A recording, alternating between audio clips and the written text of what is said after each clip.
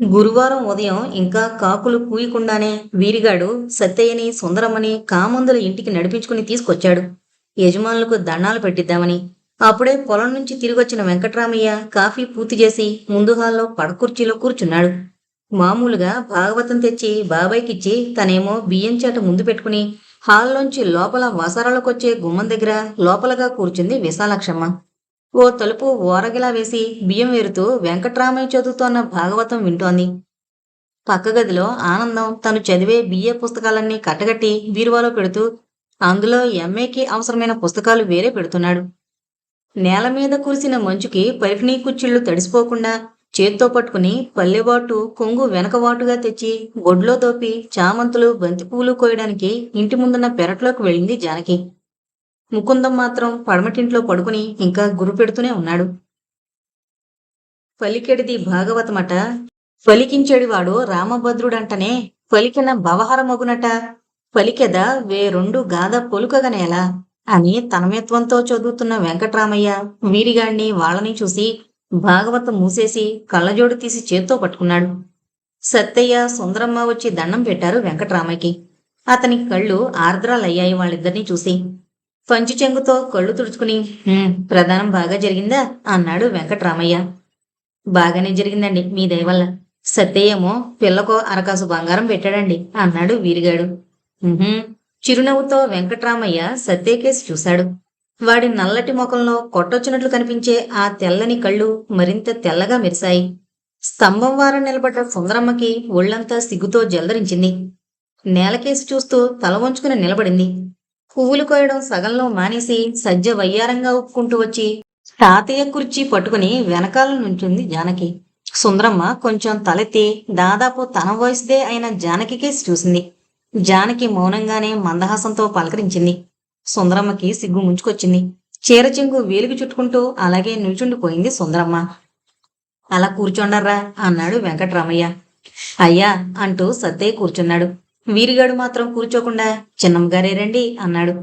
లోపల ఉన్నట్టుంది అమ్మ విశాలాక్షి, సత్తయ్య సుందరమ్మ వచ్చారు అన్నాడు బిగ్గరగా వెంకట్రామయ్య. తలుపు వెనకాలే ఉన్న విశాలాక్షి నెమ్మదిగా అవును చూశాను. ఏం వీరిగా అంతా లక్షణంగా జరిగిందా అంది. సిత్తం ఒరే చిన్నమ్మగారికి దండం పెట్టండి అన్నాడు వీరిగాడు. లేవబోతున్న సత్తయ్యని వారిస్తూ నాకొద్దు బాబాయ్కి పెట్టారుగా అంది విశాలాక్షి గాద్గాదికంగా తన వైదవ్యాన్ని తలుచుకుని. ఒక్క క్షణంలో ఆ వాతావరణం అంతటా విషాదఛాయలు కమ్ముకున్నాయి. వెంకట్రామయ్య శూన్యంగా అలా చూస్తూ ఉండిపోయాడు. జానకి బెంగగా అటు తల్లికేసి ఇటు తాతయ్యకేసి చూసింది. వీరిగాడు కండువాతో కళ్ళొత్తుకుంటూ పాపిష్టిదేవుడికి కనికరం కూడా లేకుండా పోయింది. సూర్యబాబు గారు కాకినాడ నుంచి ఎప్పుడొచ్చినా దొరలా వచ్చేవారు. ఆ తహసీల్దారి ఆ టీవీతో వీధిలో నడుస్తుంటే అందరూ అనుకునేవారు విశాలక్ష్మమ్మ ఎంత అదృష్టవంతురాలు అని. పెద్దబాబు గారు ఎంత ఇదైపోయేవారని నాకేమిట్రా లోటు మాలుడు తహసీల్దార్ అనేవారు. అంతా కలలోయసంగా అయిపోయింది అన్నాడు. ఆనందం గదిలోంచి హాల్లోకొచ్చి ఓ మారు సత్తయ్యని సుందరమ్మని చూసి అందరి ముఖాలు పరిశీలించి ఒక్క నిట్టూర్పు వదిలి పక్కనే ఉన్న కుర్చీలో కూర్చున్నాడు. అయితే బాబయ్య, మన ముకుందం బాబు భార్య సరోజమ్మ మన విశాలక్ష్మమ్మ భర్త సూరయ్య గారును సోయాన అన్నగారు సెల్లెలేనా అని అడిగాడు వీరిగాడు. కాదు, సరోజ సూర్యనారాయణ పెత్తలి కూతురు. కాని సరోజ తల్లి చిన్నప్పుడే పోవడం మూలాన సూర్యనారాయణ తల్లే ఆ అమ్మాయిని పెంచింది. అబ్బా, ఆ రోజుల్లో ఏం పెంకితనం చేశాడండి ముకుందం బాబు. సరోజమ్మని తప్ప ఇంకెవరిని పెళ్లి చేసుకోనని. ఏం లాభం, పట్టుమని 2 ఏళ్ళైనా కాపురం చేశాడా దాంతో? అయ్య బాబు, దానికి మనమేం చేస్తామండి, కర్మ అలా రాసుంది. ఆ రోజున సూర్యంబాబు గారు వచ్చి మిఠాయి సారే అంతా ఇచ్చి సరోజమ్మని తీసుకెళ్తా ఉంటే పండు లాంటి బిడ్డని ఎత్తుకునిరా తల్లి అన్నారు పెద్దయ్య గారేమో. వరద మాంచి పడిలో ఉంది, ఇప్పుడు గోదావరి దాటడం ప్రమాదం, 4 రోజులాగి వెళ్ళకూడదా అన్నారు. అంత వరద నేనెప్పుడు చూడలేదండి. ఊళ్ళల్లోకి పొలాల్లోకి ఒకటి నీరు. రాజమండ్రమే మునిగిపోతే ఇంకా మన ఊళ్ళో లెక్క అన్నాడు సత్తయ్య. ఎవళ్ళు చెబితే మాత్రం విన్నాడతడు. మంత్రుల క్యాంపు కలెక్టర్కి కోపం వస్తుంది, ఏమైనా సరే వెళ్లవలసిందే అని బయలుదేరాడు. తటపటాయిస్తున్న లాంచి వాళ్ళకి ఇంకో 5 రూపాయలు ఆశ చూపించాడట అన్నాడు వెంకట్రామయ్య. ఏమైతే ఏం, నిండు ప్రాణాలు గంగలో కలిసిపోయాయి అంతే. ఇంక మరి లేవలేదు పెద్దబాబు గారు. ఆ బెంగతోటే ఏడాది వెళ్లకుండా వెళ్లిపోయారు. వీరిగాడు మళ్లీ కళ్ళొత్తుకున్నాడు. లోపల గడపలో ఉన్న విశాలక్ష్మమ్మ కళ్ళల్లోంచి ఏకధారగా నీళ్లు ప్రవహిస్తున్నాయి. జ్ఞాపకాలు రంపాల్లా గుండెను కోసేస్తున్నాయి. వెంకట్రామయ్య ధైర్యవంతుడు కనుక పైకి గంభీరంగా ఉంటున్నాడు. జానకి మొహంలో చైతన్యం, ఉత్సాహం పోయి దిగులు, బాధ గోచరించాయి. వాళ్ళందరినీ ఆ స్థితిలో చూసి ఆనంద్ భరించలేకపోయాడు. ప్రస్తావన మార్చాలని, పొద్దున్నే ఇలా వచ్చావేం, బాబాయ్కు దండం పెట్టిద్దామనా అని అడిగాడు. మరేనండి అన్నాడు వీరిగాడు. కొంచెం సేపటికి తేరుకుని వెంకట్రామయ్య, అయితే పెళ్ళిప్పుడు అన్నాడు. ఆకుమళ్ళ రోజుల దాకా లగ్గాలు లేవట కదండి. అవును, వైశాఖ మాసం దాకా ముహూర్తాలు లేవు. ఈలోగా ఏదో మంచి సంబంధం చూసి మా జానకి కూడా చేసేయాలి ఈ వైశాఖ మాసంలో అన్నాడు వెంకట్రామయ్య. నవ్వుతూ జానకి కేసి చూశాడు. జానకి చిరుకోపం నటిస్తూ నేనేం పెళ్లి చేసుకోను అంది. విశాలక్ష్మమ్మ పైటు చెంగుతో కళ్ళు తుడుచుకుంటూ చేసుకోదు, ఊళ్ళెళ్తుంది అంది. ఏం ఏలకూడదా? వచ్చేయాడు చిన్నమావయ్య ఎంఏలో చేరితే నేను పీసీలో చేరతా. చిన్నబాబు గారికి ఇంకా చదువు ఉందండి అని అడిగాడు వీరిగాడు. ఈ ఏడు ధాన్యం బాగా పండింది కనుక వాడిని వాల్తీరు పంపించి 4th ఆనర్స్లో చేర్పించాలి. ఇప్పటికే ఓ ఏడు ఆలస్యం అయిపోయింది.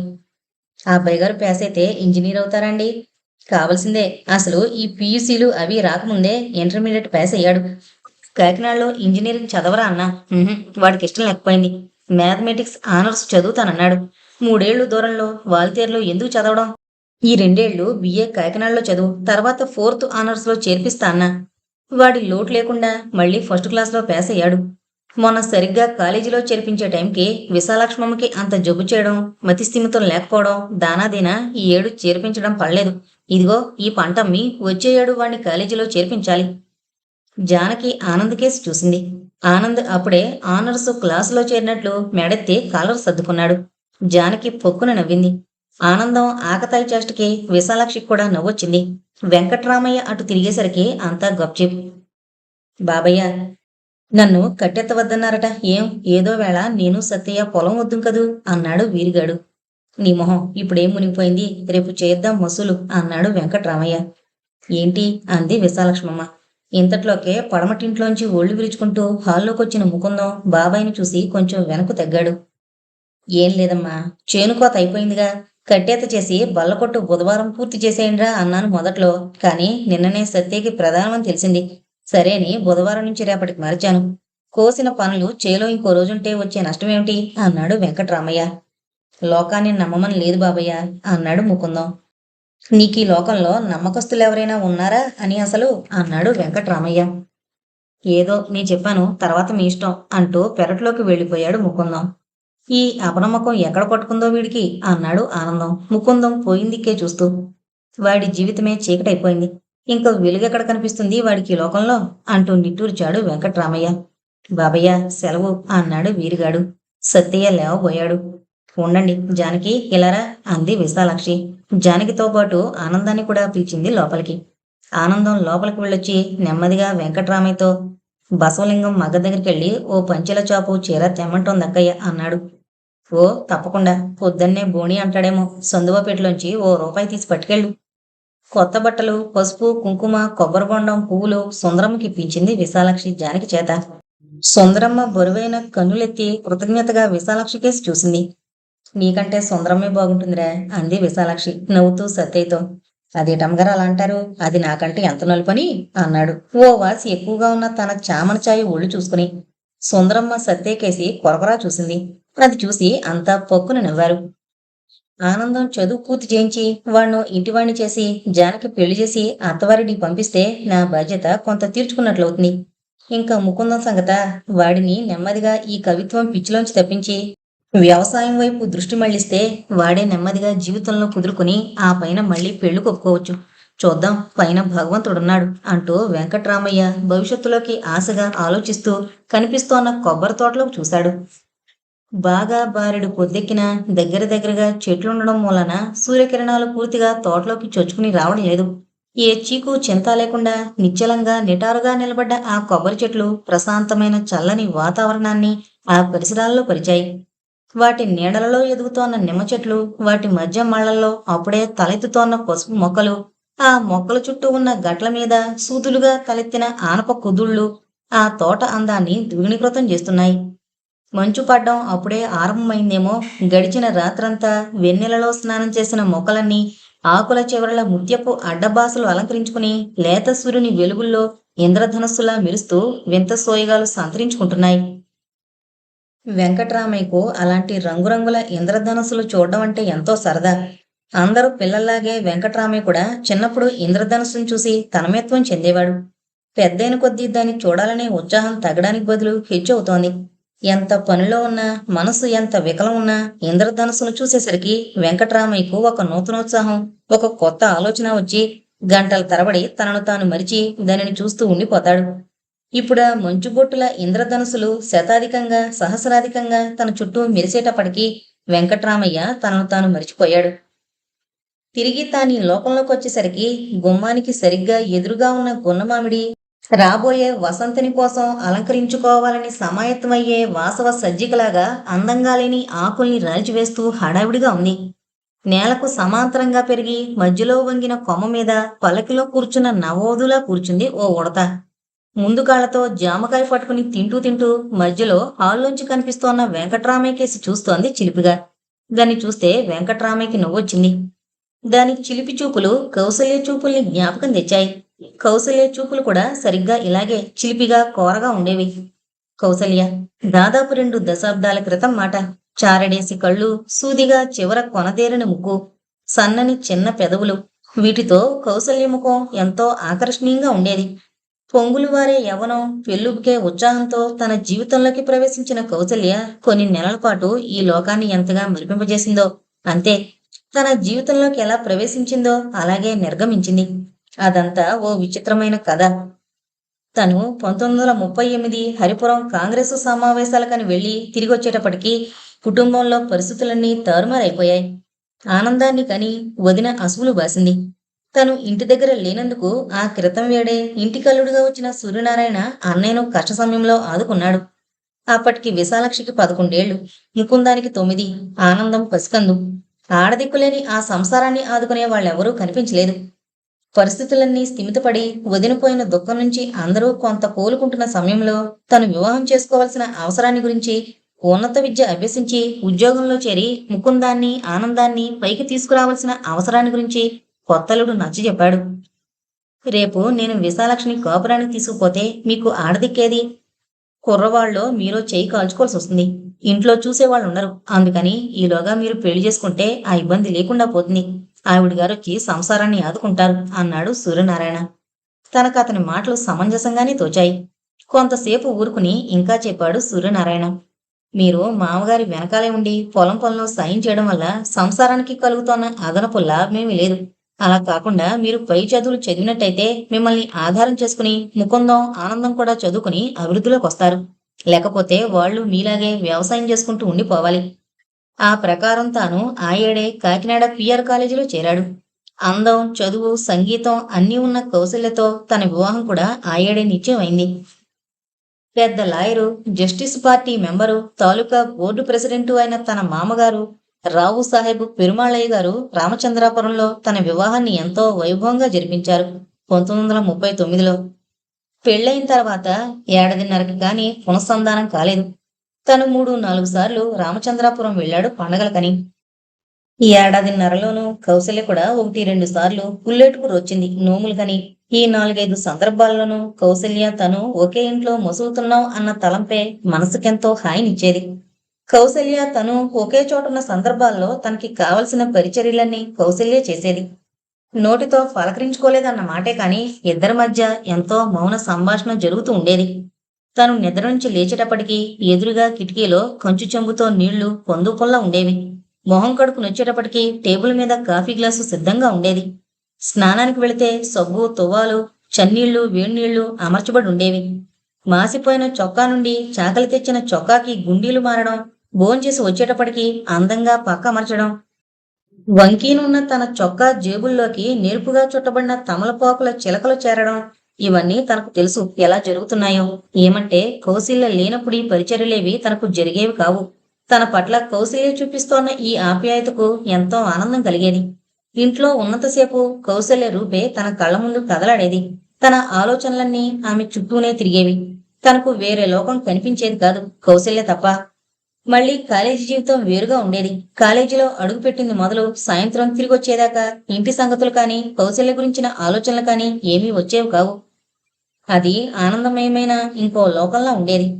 1, 2 దశాబ్దాల క్రితం శ్రీ రఘుపతి వెంకటరత్నం గారు ఆ కాలేజీ వాతావరణంలో జల్లి వెళ్లిన భావసుమ పరిమళం విద్యార్థుల్లో వినూత్న చైతన్యాన్ని కలిగిస్తుంటే, శ్రీ పెద్దాడ రామస్వామి గారి మంద్ర గంభీర స్వరం మామిడి తోపుల్లోంచి మెకబెత్ హమ్లెట్ పాఠాలను విద్యార్థుల చెవుల్లో మారుమ్రోగిస్తుంటే, ఆకుల్లో ఆకునై పువ్వులో పువ్వునై అంటూ విద్యార్థులు ఉచ్చైస్వరంతో భావగీతాలు పాడుకుంటూ ఇంటిని లోకాన్ని మరిచి కాలేజీయే స్వర్గంగా, చదువే తపస్సుగా, జీవితమే మధుర గీతంగా మలచుకుని 2 నిమిషాల్లా గడిపిన రోజులవి. కాలేజీ వాతావరణం ఇలా ఉంటే, కాకినాడ ఊళ్ళో వాతావరణం రాజకీయ ఉపన్యాసాలతో, దేశభక్తి గీతాలతో, కాంగ్రెసు కార్యకర్తల సాహస క్రియలతో ఉద్రేకపూరితంగా ఉండేది. శ్రీ బులుసు సాంబమూర్తి గారి ఉపన్యాసాలు ప్రజలను, అందులో ముఖ్యంగా విద్యార్థులను ఊరు తొలగించేవి. ఆయన ప్రభావం ఎక్కువగా పడింది తన మీద, జనార్దనం మీదను. సుబ్బారావు, సుబ్రహ్మణ్యం కూడా కాంగ్రెస్ ఆఫీసుకు తమతో కలిసి తరచూ వచ్చేవారు. కానీ సాంబమూర్తి గారికి మాత్రం వాళ్ళ కార్యదక్షత మీద, ధైర్య సాహసాల మీద ఏమీ నమ్మకం ఉండేది కాదు. రేపొద్దున్న ఏదైనా అవసరం వస్తే ధైర్యంగా కార్యరంగంలో కురికేది వెంకట్రామయ్య, జనార్దనమును. తక్కిన వాళ్ళ సంగతి అంటారా, చెప్పలేం అనేవారు. ఈ రకంగా 2 ఏళ్లు గడిచాయి. ఆ రోజు తన పునఃసంధానం. మామగారింట్లోనే విడిది కింద కేటాయించిన ఒక భాగంలో మగ పెళ్లివారంతా దిగారు. తన ఆలోచనలు, ఊహలు చిత్ర విచిత్రమైన మార్గాల్లో మునుపెన్నడూ తను పొందని ఒకానొక వినూత్న మనోజ్ఞ భావనతో సమ్మిశ్రితాలై దేహానికో గగురుపాటు, మనసుకో తత్తరపాటు, బుద్ధికో పరధ్యానం, హృదయానికో దివ్యానుభూతి ఇచ్చాయి. తనలో కనిపిస్తోన్న ఆ చైతన్యాన్ని ఎవరైనా కనిపెడతారేమోననే భయంతో ఒక మూల గదిలో ఒంటరిగా కూర్చున్నాడు. తన ఊహలన్నీ తిరిగి తిరిగి కౌసల్య వైపే పొరుగడజొచ్చాయి. ఈ ఏడాదిన్నర నుంచి కౌసల్యతో ఏర్పడిన అనుబంధం, ఆమె తన పట్ల చూపించిన మమత, కౌసల్యకు తనకు మధ్య మౌనంగా కొన్ని రహస్యాలున్నాయి. అవి తనకు తెలుసు. తనకు తెలుసునని కౌసల్యకు తెలుసు. అందుకే కృతజ్ఞతా సూచకంగా తను ఎప్పుడైనా నవ్వితే చూసి తల వంచుకుని నవ్వుకుని అక్కడి నుంచి వెళ్ళిపోయేది. ఒకరినొకరు వదిలి ఊరు వెళ్ళిపోయేటప్పుడు కూడా వెళ్ళొస్తానని కళ్లతోనే మాట్లాడుకునేవారు. అప్పుడు కౌసల్య ముఖం చూసి తీరాలి. గుడ్ల నిండా నీరు, అది కప్పిపుచ్చడానికి తెచ్చిపెట్టుకున్న గాంభీర్యం, తనలోని ఆ త్రొట్టుపాటు ఎవరూ చూడకుండా ఉండడం కోసం పడే తాపత్రయమును. ఇలా ఆలోచిస్తున్న తను ఏదో చప్పుడు విని వెనక్కి తిరిగి చూశాడు. కౌసల్య. యవ్వనం, సౌందర్యం రెండూ కలిసి రూపుదాల్చి వచ్చినట్లు తన కౌసల్య. అటు తిరిగి బీరువాలో ఏవో పుస్తకాలు సర్దుతోంది. తలంటు పోసుకుని వదులుగా జడ వేసుకుని ఒకే ఒక గులాబీ పువ్వు జడలో తురుముకుంది. లేత నీలం సిల్కు చీర, ఎర్ర జాకెట్టు ధరించడం మూలాన అవి పచ్చని కౌసల్య శరీరఛాయని స్పష్టాస్పష్టంగా మాత్రమే బహిర్గతం చేస్తున్నాయి. అందమంతా ఒక చోట పోగు పెట్టినట్లున్న కౌసల్యం చూసేసరికి కోరికలు రెక్కలు కట్టుకున్నాయి. గుండె దడదడ కొట్టుకోవడం ప్రారంభించింది. గొంతు తడారిపోయింది. వెనకాలే నెమ్మదిగా వెళ్లి ఆమె మెడ మీద ముద్దు పెట్టుకుంటే, అమ్మో, ఇంకేమైనా ఉందా? ఎవరైనా చూస్తే ఏం? ఆ భయం తనకైనా, కౌసల్యకు లేదా? ఉంటే ఈ గదిలోకి ఎలా వచ్చింది? బహుశా తనున్నట్లు తెలియదేమో. మొదట్లో పోనీ తెలీదు, అందుకే లోపలికొచ్చింది. సరే, లోపలికొచ్చాక తెలిసింది కదా. తెలిసాక అంతా దొంగ వేషం, రావాలనే వచ్చింది, తనని చూసింది, చూడనట్లు నటిస్తోంది. ఈ ఆలోచనతో తానింకా కుర్చీలో కూర్చోలేకపోయాడు. నెమ్మదిగా అడుగులో అడుగు వేసుకుంటూ కౌసల్యను సమీపించాడు. తల తిప్పి చూడకుండానే కౌసల్య అంతా గ్రహించింది. కాని తనకేమీ పటనట్లు నటిస్తోంది. తను నెమ్మదిగా వంగి కౌసల్య జడలో ఉన్న గులాబీ పువ్వు వాసన చూశాడు. తన వేడి శ్వాస కౌసల్య మెడకి తగిలి ఉంటుంది. అయినా కౌసల్య చలించలేదు. తనని తాను సంభాళించుకోలేకపోయాడు. కౌసల్య మెడ మీద ముద్దు పెట్టుకున్నాడు. అప్పుడే అతని ఉనికిని గమనించినట్లు కౌసల్య ఉలిక్కిపడి వెనక్కి తిరిగి అమ్మో అని ఒక పరుగు తీసింది. మళ్లీ రాత్రి 10ంటికి కాని కౌసల్య తనకి కనిపించలేదు. పందిరి పట్టె మంచం మీద కూర్చుని మోచేతులు తలగడ మీద ఆనించుకుని కమ్మని అగరవత్తుల వాసనలో, గంధం, పన్నీరు, సెంటుల గుబాళింపుల్లో, మధ్యకి 0 వాట్స్ బలుబు పరుస్తోన్న మసక వెలుతురులో పలహారపు పళ్ళాలు కాంతివంతంగా కనిపిస్తుంటే ఏం ఆలోచిస్తున్నాడో తనకే తెలియని విచిత్రమైన మధుర స్వప్నంలో తానుండగా కౌసల్యను ఎవరో గదిలోకి తోసి బయట గుళ్ళెం పెట్టారు. కౌసల్య తలుపు వైపు తిరిగి నిలబడి ఉంది. ఎదురు తిరుగుతోన్న గుండెను అతి కష్టం మీద చిక్కబట్టుకుని అలాగే కూర్చున్నాడు తను కొన్ని నిమిషాలు. ఏ నిమిషాన దగ్గరకొస్తాడో అని ఒళ్లంతా కళ్ళు చేసుకుని కోటి గుండెలు గొంతులో కొట్లాడుతూ ఉంటే నిమిషం ఒక యుగంగా గడుపుతోన్న కౌసల్య ఎంతకు రావడం లేదేమిటి చెప్పమా అని ముఖం తిప్పకుండా కళ్ళు మాత్రమే కొంచెం పక్కకు తిప్పి ఓరగా చూసింది. తను అప్పటికే కన్నారపకుండా ఆమెను చూస్తుండడం వల్ల ఇద్దరి చూపులు కలుసుకున్నాయి. సిగ్గుపడి తత్రపాటుతో అటు తిరిగింది. దొరికింది దొంగ అని నెమ్మదిగా అంటూ ఆమెను సమీపించాడు తను. భుజం మీద చెయ్యి వేసి తన వైపు తిప్పుకొని చుబుకం సుతారంగా పట్టుకుని ముఖాన్ని పైకెత్తాడు. తన అబలత్వాన్ని కళ్ళలోకి తెచ్చుకుని బరువైన కనురెప్పలెత్తి తనకేసి దీనంగా చూసి వెంటనే కళ్ళు దించేసింది. తనకెంతో జాలి, మరెంతో మమత, ఈ రెండింటినీ మించిన తమకం ముప్పిరుగొని చట్టున సందిట్లోకి తీసుకుని హృదయానికి హత్తుకుని పాన్పు వైపు నడిపించాడు. ఆమెను తనకు దగ్గరగా తీసుకుని ముంగురులు సవరిస్తూ "కుదుట పరిగెత్తావేం" అన్నాడు. లేకపోతే పాపం అక్కడే నిలబడాలా? తలుపు దగ్గరగా వేస్తే ఏం చేసుందువు? అబ్బో, ఆ మాత్రం ధైర్యం కూడానా? ఆ మాట తనకి చురుకుమని తగిలింది. వెంటనే సంభాళించుకుని నవ్వేశాడు. మాటలకందని మధుర సుఖాన్ని అనుభవిస్తూ కొన్ని క్షణాలు ఇద్దరూ మౌనంగా ఉన్నారు. తర్వాత తను "పెళ్లి చూపులనాడు నీ వీణపాట సరిగ్గా వినలేదు నేను" అన్నాడు. అవును, దొంగ చూపులే చూస్తారా, వీణపాటే వింటారా? అది కాదు కౌసల్య, నువ్వు పాట చాలా బాగా పాడతావని అందరూ అంటారు. నీ అందం గొప్పదో పాట గొప్పదో తెలుసుకోవాలని. ఏం పాట బాగా పాడితే అనాకారివి అందామనా? అబ్బే, లేకపోతే అంతా డాబే కాని నీకు సంగీతం ఏం రాదు అందామనా? నీతో మాట్లాడడం చాలా కష్టం సుమా కౌసల్య. నీతో కాపురం చేయడం కంటేనా? ఇలా చొలోక్తులతో చతుర వచనాలతో తనని కొంతసేపు అలరించింది. ఆ తర్వాత ఆనందమయ లోకాల్లో విహరిస్తూ ఈ లోకాన్ని మరిచిపోయారిద్దరు. అమృతపు జల్లుగా, ఆనందవల్లిగా, మధుర స్వప్నంగా గడిచిన తొలినాటి రాత్రి గురించి మరునాటి మధ్యాహ్నం నెమరు వేసుకుంటున్న సమయంలో తనని సమీపించి "ఆ అమ్మాయి వీణ వాయిస్తోంది, రావోయ్ కాసేపు విందువుగాని" అన్నారు మామగారు. 24 గంటలు తిరగకుండానే తన కోరిక చెల్లించింది కౌసల్య. హాల్లోకి తను వెళ్ళేటప్పటికి అన్నయ్య, సూర్యనారాయణతో పాటు వాళ్ళ చుట్టాలు, తన చుట్టాలు అంతా కూర్చునున్నారు.